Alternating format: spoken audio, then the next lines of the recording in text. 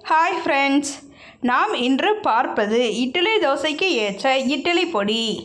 நாம் இட்லி பொடி செய்வது எப்படி என்று நாம் இந்த வீடியோவில் தெளிவாக பார்ப்போம். This video sponsored by BuyMode mobile app. இந்த ஆப் இப்போது ப்ளே ஸ்டோரில் அவைலபிளாக உள்ளது.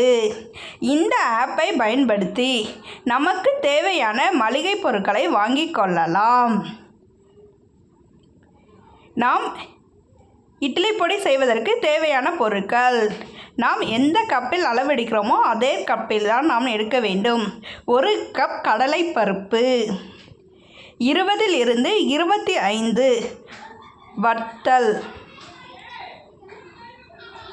தேவைக்கேற்ப உப்பு,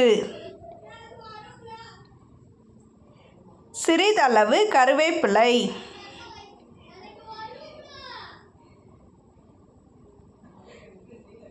கால் கப் கருப்பு எள். நாம் கருப்பு எள் அல்லது வெள்ளை எள் எது வேண்டுமானாலும் சேர்த்து கொள்ளலாம். 2 கப் உளுந்தம் பருப்பு, 1 டேபிள் ஸ்பூன் பெருங்காய பொடி,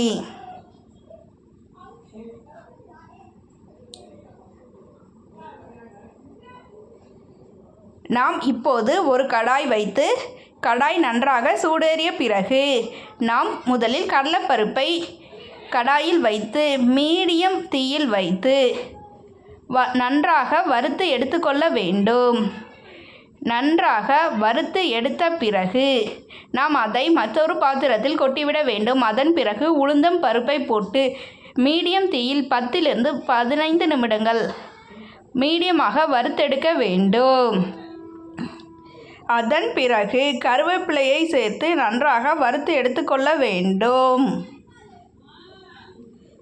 அதன் பிறகு எள்ளை போட்டு நன்றாக வறுக்க வேண்டும். அதன் பிறகு நாம் எடுத்து வைத்துள்ள வத்தலை போட்டு நன்றாக வறுக்க வேண்டும். வத்தல் வறுக்கும் போதே சிறிதளவு தேவைக்கேற்ப உப்பையும் சேர்த்து கொள்ளலாம். சேர்த்து நன்றாக வறுத்த பிறகு அடுப்பை அணைத்த பிறகு நாம் எடுத்து வைத்துள்ள காயப்பொடியும் அதில் கொட்டிவிட வேண்டும்.